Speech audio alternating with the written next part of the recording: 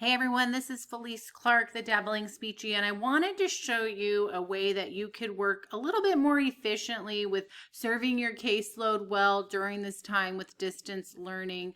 I'm all about learning hacks to make the job more efficient so that you have more time to leave work when you need to leave work and not have the stress of feeling like you're not getting anything done.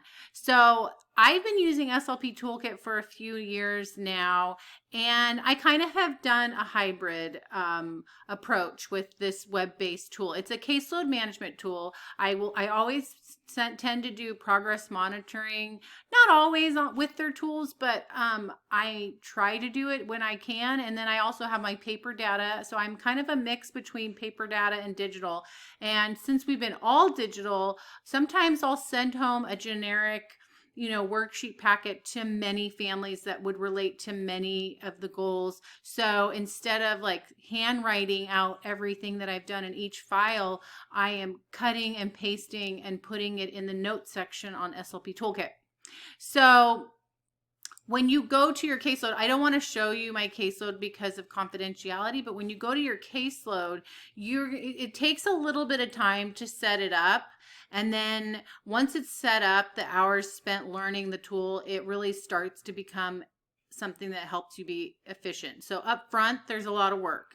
And if you're not techie, it's going to be an even bigger learning curve, but this might be the time just to jump in on this. So once you've made a student, you're going to go to your caseload, you'll click the add a student, and then you're going to type in your student's name and it will be added. So once you're in, Jimmy Fallon, you can go to edit student data. This is where you can export like your caseload information. I know when I exported mine from our database, we use SACE.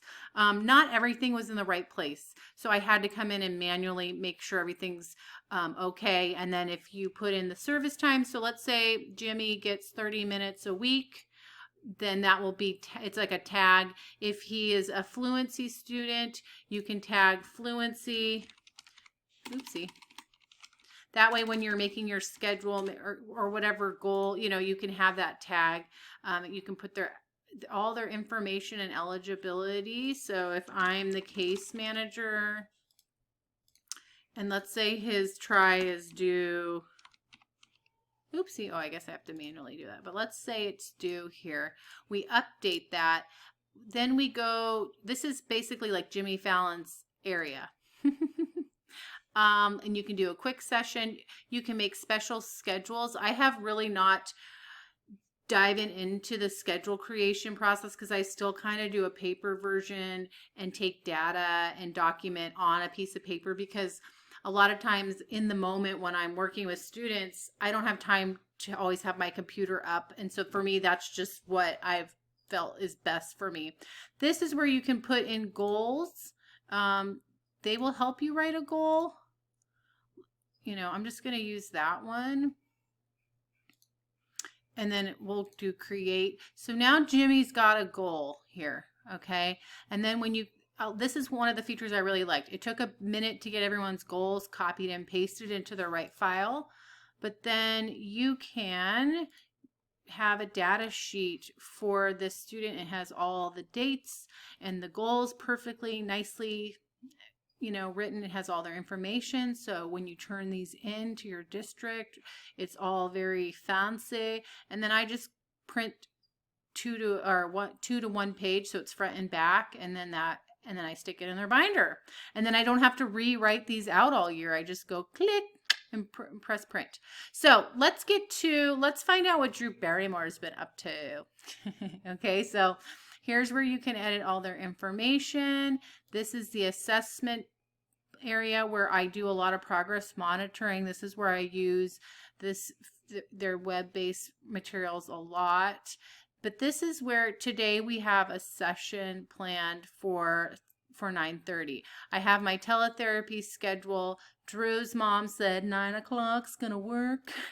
And so that's that. So then I close it. Let's say I have the therapy. I can then open it. and add a goal, but we're going to go to the agenda. And if I want to take data, I can even write a lesson plan here, what we're going to do. Honestly, I don't know if I really have time to write down a lesson plan, but if I want to be, you know, super efficient and I have all this extra time, I might write down what we're going to do. But a lot of times my lesson planning is like in my head. So then you go to your session. Oh, you know what? I didn't have a goal, but let's say we had a, oh, geez. We'll go, okay, say K in beginning, oops, positions. Now I can start taking data while I'm talking with the child. Oh, good try. You almost got it. Nope. Oh, there you didn't get it. Nope. Oh, wait, let's try to keep your tongue back. Okay, so now I'm taking data. And then there's that. So you have this in there for the day. It's going to take the daily data for you. You can even mark if they're absent, change the session time, and then I think it just saves it for you. And let's see. Yeah, it saves it for you. So if I go to Drew, there's my accuracy set. Okay. Now this is the feature that I really find has been most beneficial right now. I've created little tags. So depending on what type of communication I've started with the parent, I have it documented and then it saves it. So now anytime that I add something with distance learning, I can just, it'll predict that. And then I write in the comments what I did or how I sent it. So let's say I sent it for Class Dojo. You know, I could say call and left message at this phone number. Parent didn't answer. So you're just gonna, this is the note tab. And like I said, one thing that I do to be efficient is if I sent a worksheet packet to 60% of my caseload on the same day, I will literally, that's all the same. I will literally take this, copy, and then go kid by kid and paste it. And it doesn't take that as long. But so you're going to go make a new note. It's right here. Let's say I called this parent at 11 o'clock. Parent communication. Or you could even do telephone. And then mom needed suggestions for how to say K words. I gave links to YouTube videos via email and answered questions. Okay, now it's here. And when you need to print it out, you'll be able to do that. So I have not figured out how to print that out yet, but oh, here it is. Print notes, yippity skippity, and then it downloads.